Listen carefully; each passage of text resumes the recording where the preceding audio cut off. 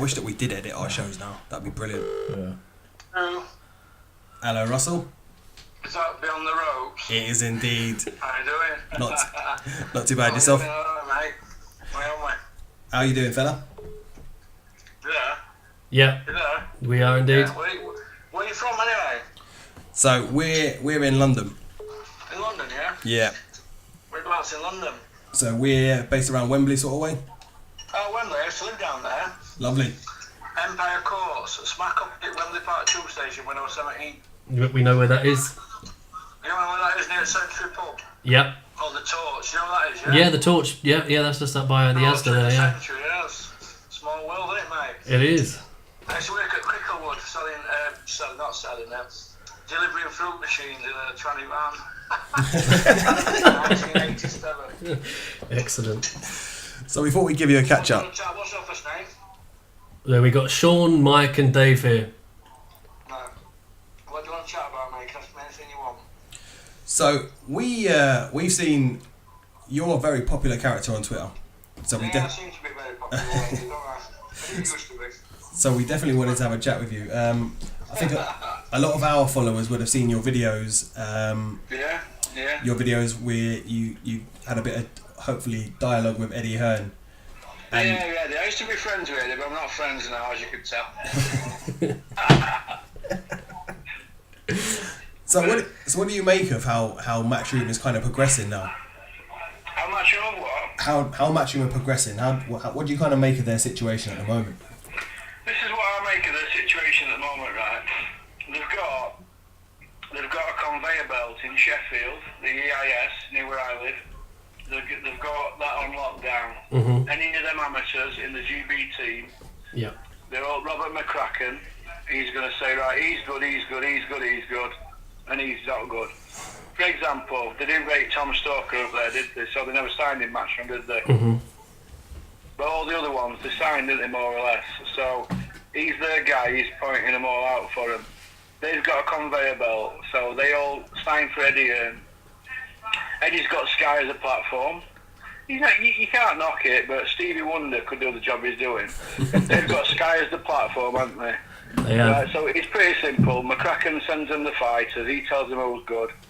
Sky put them on TV, and the rest is history, innit? It's not hard, is it, what they're doing? It's not rocket science. And the Sims family, they sort all the commercial aspects out for them, don't they? Yeah. And that's it. But young kids who are signing for them now who are not Olympians and not GB team, they know they've got to go with Caldwell, Gallagher, or Sims. That's it. Or Adam Bove, maybe. But other than that, they've got it boxed off, and they're creating them against everybody else. They don't want to work with anybody else. Eddie Hearn's put 3 shows on with Frank Warren in 8 years. What's that tell you? It tells you that he don't want to work with anybody else, doesn't it? It does. What about the top end of their roster? Sort of like, what about the top end of their stable of fighters, where you've got Joshua there? If Joshua was to leave, they'd be pretty fragile, wouldn't they? Who have they got? Who has Joshua fought though? Let's break it down and look who he's fought.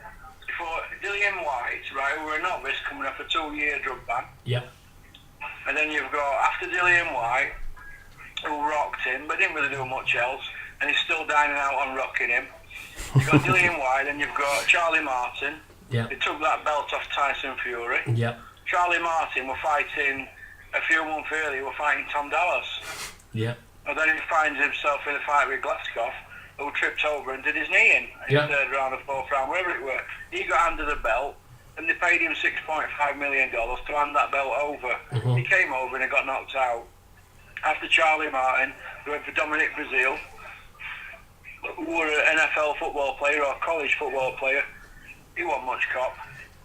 And he just took a beating. He was a tough kid with a tough chin. Mm-hmm. And to be honest with you, I heard Joshua collapse in the dressing room after that fight. So the people already knew then they didn't have a good tank on him. Yeah. Because if he had finished Brazil in that round, he would have emptied his tank in. He might not have won 12 rounds him, and Dominic Brazil's a fit kid with a tough chin. So he might have lost that fight. So I'd say Dominic Brazil's going to come again, me. After Dominic Brazil, he fought Eric Molina. Come on, 37-year-old school teacher. Come on. Eddie Hearn said he had a squeaky bum before the fight. Who was he trying to kid?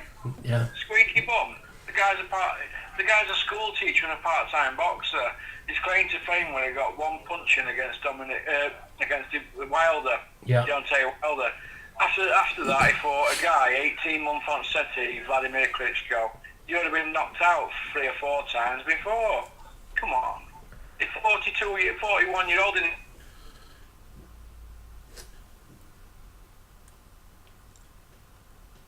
This is like real live TV now. This other guy's trying to ring back that we were speaking to earlier. Do you know what?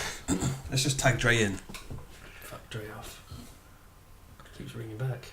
We'll get Russ back on the blower.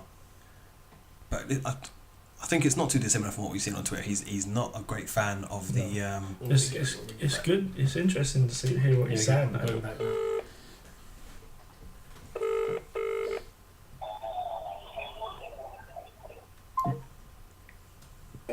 Oh, he's gone. Right, well, that was a good bit of insight about the whole Matchroom side of things. Here we go, he's back now. Hello, Russ, we lost you there. No problem, mate. So where were we up to then? We were up to Dominic Brazil, then he fought... Melina. Eric Melina, 37-year-old school teacher. Well, yeah. Let's be honest, he came just to pick a paycheck up, didn't he? Yeah. Yeah. And then after that, he fought Vladimir Klitschko, who were 18-month on settee, and Tyson Fury schooled him to death, won 11 rounds out of 12. I only give Vladimir 12 rounds. The guy in his 42nd year, 25 title fights, he was shot to pieces. He'd had it all his own way in Germany. And then after that, he didn't really want to fight Tyson Fury, Joshua, in my opinion. He didn't want to fight him. What they've done with Tyson, they blocked him out. There's something going on that's not right. And they're blocking him out. I don't know what. I speak to Peter Fury regular. They dumbfounded and Mick Henderson. Nobody knows what's happening with it. It's been going on 2 years now, this. Yeah, well, you mentioned that today. Obviously, it looks as though Tyson Fury, from his tweets today, that the ban may have been lifted or dropped, and him, Peter, sort of suggesting that he's not going to get a new licence with the British board, and maybe they'll take Huey away. No. Well, this is what I think is going to happen. I think they're not going to work with British Boxing Board of Control again, and I think other promoters might not want to work with them again. They might want to get their licences from Luxembourg. Yeah. And I'm all for that, mate. If Dennis says to me, Russell, what do you think about us not working with British Boxing Board of Control? Me personally, I'd say let's go get our licences from Luxembourg, but I don't make the decisions up there. I'm only a T-boy.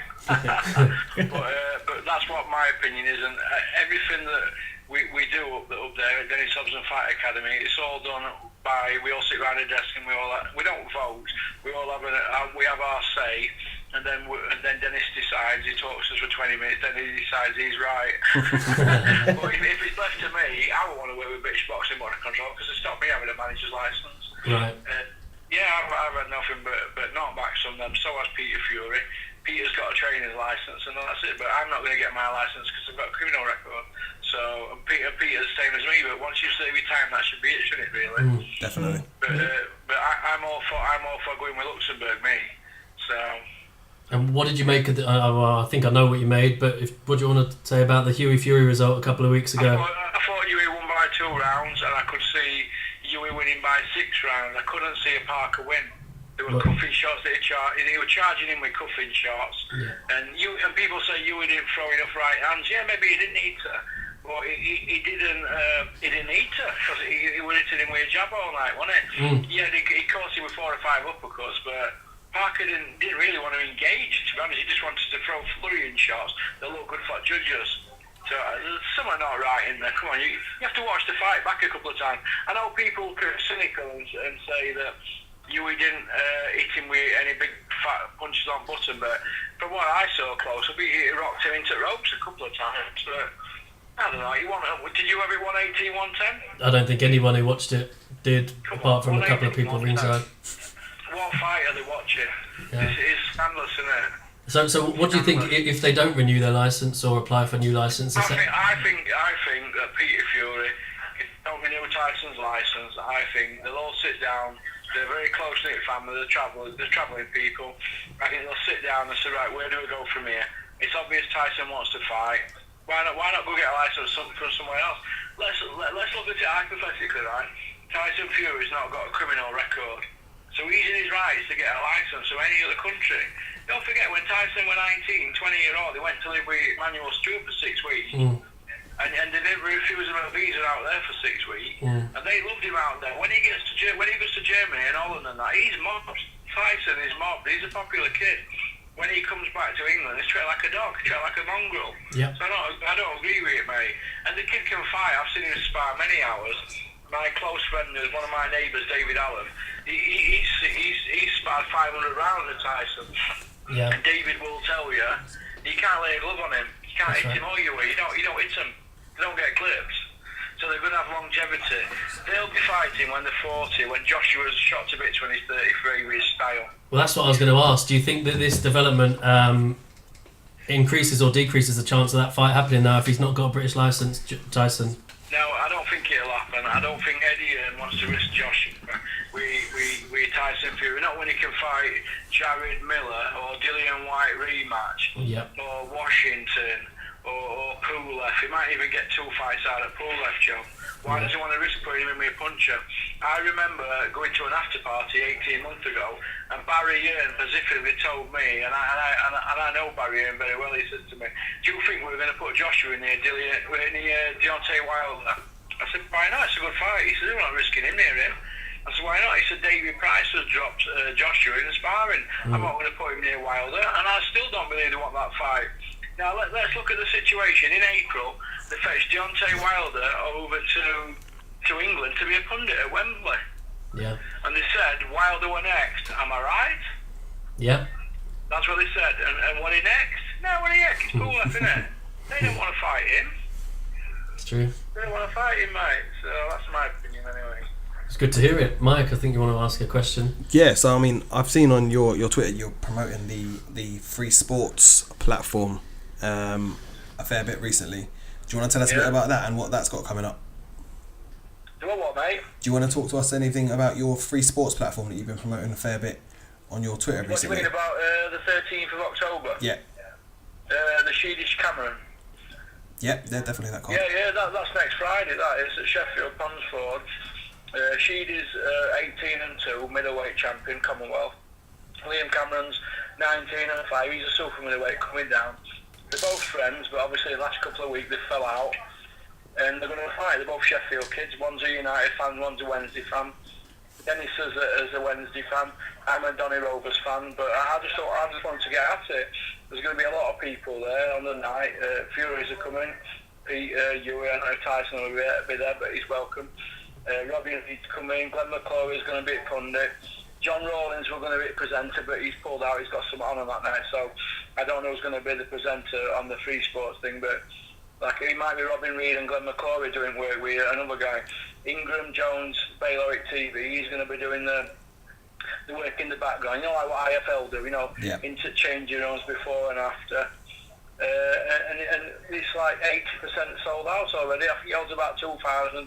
We've done about 1,500, 1,600 tickets so far. And it might be sold out. We don't know what fighters have sold yet. So, but it should do anyway for a show like that, shouldn't it, in Sheffield?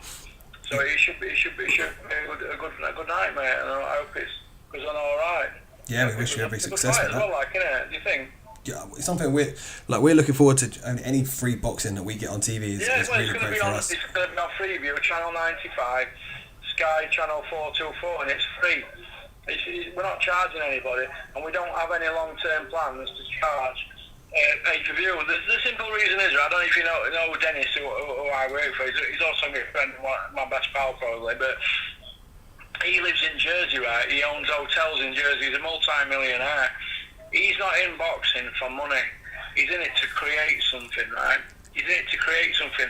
He owns half of Sheffield for starters, so as regards real estate. So he's not in it for money, but he's not going to be mugged off. We have to get some money in to make it look like it's having some sort of turnover. But if we can break even, we're happy. So we don't need pay-per-view.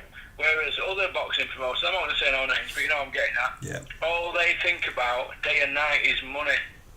Money, and they're raping the fans. And later, all this pay-per-view, it's all going to stop, because people are just going to say, you know what, I've had enough. What? How was George Groves against Cox pay-per-view? Come on. How's Eubank against Yildirim pay-per-view? What's happened there? How's it got to this? Yeah, it has got to a crazy situation. Nobody's making a stand to it. I try and make a little stand to it, and every now and then I get my wings clipped, and the people might say, I'll be honest, Dennis might say, oh, you shouldn't have put that on Twitter and delete it, or he'll say, oh, come on, don't put that out, you're making us look bad. And other stuff I might say, hey, I agree with you on that, Russ, but you just have to watch what you're saying. And not at one stage they say to me, don't do that or do that. So just take that down and be a bit more grown up about it, because sometimes there's fire for hand though, because I get so raged about it. But I think now I'm 2.5 years here now, and 2.5 years today actually it is, and I'm a bit more mature. I don't swear as much in my interviews, and I'm sort of getting to grips with how it all works. And I only see the money flowing two ways, and that's to Earn and Warren. That's how I see it. And Warren just don't think nothing of just folding a company and starting in somebody else's name. And Earn, we all know what he's doing with that stub up, don't we? Come on, let's have it right. What's going on there? Yeah. Stub up, that is the biggest con ever, isn't it? You've got MPs asking questions in the House of Commons about that, haven't you? It's a disgrace, mate. They're getting away with murder. And do you know what they're going to do eventually? When Joshua gets beat, they're going to sail off into the sunset. Do you remember when Michael Watson got injured years ago on a Barry Earn show? Do you remember against Eubank? Yep. What did they do? They just sailed off, didn't they? When Eubank lost his title to Steve Collins, they sailed away, didn't they, till they signed Darren Barker. That's what they did, because they're accountants. Accountants by name, accountants by nature. If the numbers don't add up, they bail out. But look at Dennis. He's just invested thousands and thousands of pounds in this TV channel just to get on the platform. That's investing in your fighters. You look at Eddie Earn, what has he ever done? And his dad, in 31 years, they've had 3 world champions from debut. Herbie Hyde, Cal Yafai and Joshua. Who else have they had from a debut? They've nicked every single fighter, including 5 of our fighters. They should be ashamed of the sense. They didn't invest in Jamie McDonnell. Dennis has owed £250,000 from Jamie McDonnell's world title fight. That Jamie McDonnell should be ashamed of himself. That's the truth, mate. I don't need to lie. I'm financially self-alive, me. I'm in boxing for the love of the sport. I'm not in it to take it. I give to boxing. And they should be ashamed what they do. Them Earns, they should be ashamed. So... Wow. This is my opinion, sorry about that, for a bit harsh. But I speak from my heart, mate. I love boxing that much. And I always love boxing, no matter what. My granddad was a corner man for Bruce Woodcock when he fought for the world title in 1950 against Lee Savold. Now boxing, what corrupt them, but not as bent as it is now. And Bruce fought in front of 70,000 people, and he previously had a win over Lee Savold. You can check that out on BoxRec. He's from my village in Bruce Woodcock. British Commonwealth, European and world title. And while I'm on it, I'm going to tell you a little story about Bruce Woodcock. In 1959, they pushed an old Ford pop thing or whatever it was over at North Bridge in Doncaster. We're prisoners now. And they broke down, and police came, and everybody were walking by into the town centre, and they were all dressed as women. Bruce Woodcock and a few other guys, that's about that. All had high heels on, wigs and all sorts. That's a famous true story, that. Google Bruce Woodcock, you might be able to find that story. He met everybody with my granddad, Jake LaMotta, Carmen Basilio and all sorts. My granddad went to America and everything, so my family's steeped in boxing and everything like so. I'm a big boxing fan, even though I'm not a fighter myself. I've had enough battles though in my life. But yeah, Bruce Woodcock, he's from my village and he fought for heavyweight world title. I didn't want WBC then, it was something else. But 70,000 people at White City, only in London. Wow. Broch beat the record, didn't he? He's a pal of mine, he beat the record. Broch with 80,000. Oh, did he? I didn't realise. Yeah, I hadn't heard that before. You know that, in front of 70,000 people, Bruce? Do you know that? Google it. Google Bruce Woodcock, BoxRec. It'll tell you everything about him. He's from my village and worked at Pitt. Will do. All well done it. Right, well, brilliant. Thanks for your time today, Ross. Would you No problem. would you be willing to come back and give us a chat again in a couple of weeks? Or Ring me anytime you want. As long as you give me a couple of days' notice, give me a ring anytime you want, man. I'll come on 20 minutes for you. How's that? That's brilliant. Thanks very much, then, Ross. If you give me some notice next time, I'll sort you out some tickets. I think we're going to be at your call on 1st of December, and I don't know if that's going to be our show or one of Dennis's partners. I'm not sure. But our next show after the 13th is going to be 24th of November in Jersey, but that'll probably cost you a few quid to get out there, we fly and that. But next time there's one in Sheffield or there's one in our name in England and that, I'll sort you and your pals out off your podder ticket. Is that alright? Yeah, no, that's brilliant. Thanks very much for that. No problem, mate. You take care. All the best to you and your families. And Cheers, you too, Russ. buddy. Cheers. Cheers, mate. You take care. Bye now.